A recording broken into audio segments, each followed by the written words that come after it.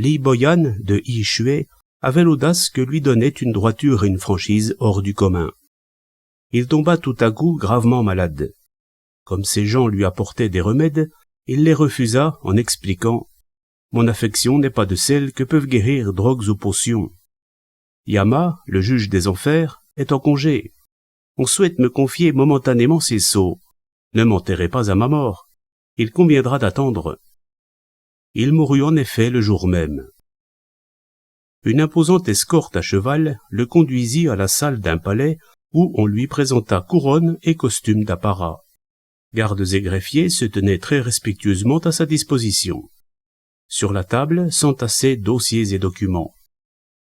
L'une des affaires en cours concernait un kidam du Tiangnan, accusé d'avoir séduit et abandonné un total de 82 filles de bonne famille au cours de sa vie. Comme l'interrogatoire confirmait la véracité des témoignages, il fut condamné conformément aux lois infernales à la rôtissoire. On avait disposé dans la salle une colonne de bronze d'une hauteur de 8 à 9 pieds et d'une circonférence qui permettait de l'embrasser. Elle était creuse, de sorte qu'on pouvait la bourrer de charbons ardents jusqu'à ce qu'elle devienne incandescente. Une bande de diables se chargeait de pousser le condamné à y grimper à coups d'une sorte de tisonnier triangulaire. Il montait en s'aidant de ses pieds et de ses mains. Mais à peine arrivé en haut, il était précipité en bas par un jet de vapeur et de fumée dans une épouvantable pétarade. Il revint à lui après être resté un bon moment prostré. On recommença à le frapper. À la troisième chute, il fut réduit en fumée, incapable de retrouver forme humaine. L'affaire qui fut ensuite évoquée concernait un dénommé Wang, de la même sous-préfecture que celle de Lee Boyan. Le père de l'une de ses servantes portait plainte pour enlèvement et appropriation abusive de sa fille.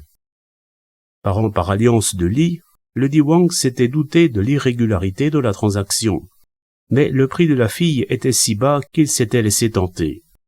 Sur ces entrefaites, il était mort brutalement. Le lendemain, son ami Joe le rencontre en chemin. Conscient d'avoir affaire à un fantôme, il court se réfugier dans son cabinet d'études. Wang l'y suit. Terrifié, Joe l'invoque pour savoir ce qu'il lui veut. « Simplement que tu me serves de témoin au tribunal, si cela ne t'ennuie pas trop. »« Pour quelle affaire ?» demande-t-il effrayé. « Je suis accusé à tort pour appropriation d'une servante que j'avais pourtant dûment payée. Puisque tu avais assisté à cette transaction, je n'ai besoin que de ta parole d'honnête homme, qui n'en a qu'une, rien de plus. » Comme Joe déclinait fermement l'invitation, Wang sortit en ajoutant « Désolé, il est à craindre que cela ne dépende plus de toi. » Peu après, en effet, Joe mourait subitement et se rendait avec lui pour une confrontation devant le juge des enfers. À la vue de Wang, qu'il connaissait, Lee songeait à prendre son parti, quand, tout à coup, le feu prit dans la salle et se mit à lécher poutres et solives. Grandement alarmé, l'intérimaire sauta sur ses pieds. Le greffier lui fit précipitamment valoir « Les services infernaux ne fonctionnent pas comme ceux du monde des vivants. Ils ne tolèrent même pas la pensée d'une injustice. Renoncez-y et l'incendie se résorbera de lui-même. » Lee se recueillit et sa méditation silencieuse à peine entamée, le feu s'éteignit. Il put alors procéder à l'instruction du procès. Wang et le père de la servante rejetaient véhémentement leurs mutuelles allégations.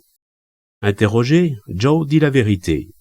Wang fut condamné en conséquence à la petite bastonnade pour infraction délibérée. La peine administrée, tous deux furent raccompagnés au monde des vivants. Ils revinrent à la vie au bout de 3 jours.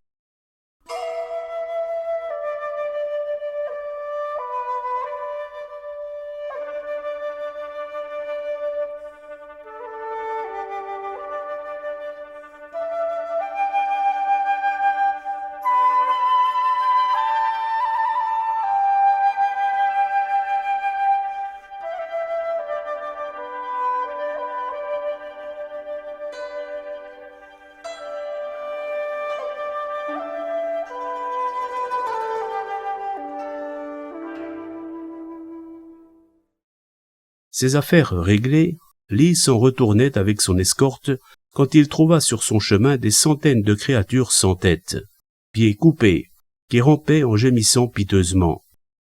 Il fit arrêter sa voiture pour les interroger.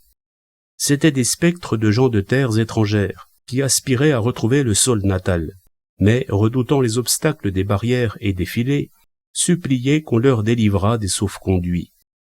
Je n'ai fait qu'assurer un intérim de 3 jours, dont je suis déjà déchargé. Que puis-je pour vous? Sieur Ho du village du Sud doit faire célébrer une cérémonie pour les morts. Pourriez-vous lui en toucher un mot de notre part? Li acquiesça. À son arrivée chez lui, il reprit vie lorsque l'escorte fut repartie. Ho, qui était de ses bons amis, passa le voir dès qu'il l'apprit. Li lui demanda tout à trac: « À quand la pure cérémonie dédiée au trépassé? Depuis que ma famille s'est tirée saine et sauve des ravages de la guerre, je pensais à l'accomplissement de ce vœu que je partage avec ma femme. Mais je n'en ai encore parlé à personne d'autre, » répondit-il, étonné. « Comment le sais-tu? » Li le lui raconta. Propos d'alcôve se répandent donc jusqu'au monde des ténèbres.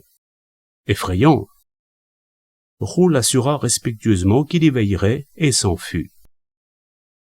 Le lendemain, Li se rendait chez Wang encore alité et fort affaibli.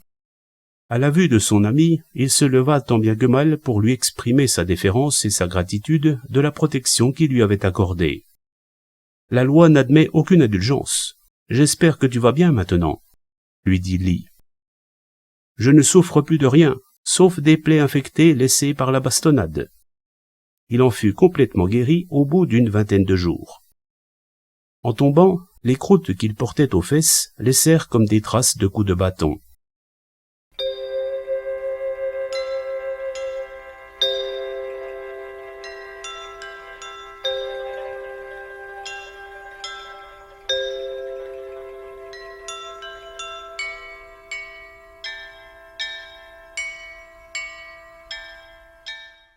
Le chroniqueur de l'étrange. Les châtiments de la justice infernale sont plus durs que ceux du monde des vivants. Les responsabilités y sont aussi plus strictes. Mais comme elle ignore corruption ou passe-droit, on accepte la cruauté des peines sans ressentiment. Qui pourrait encore dire que le monde de la nuit éternelle n'est pas éclairé? On ne peut que déplorer ici-bas l'absence de flammes pour brûler certains tribunaux où comparaissent les gens ordinaires.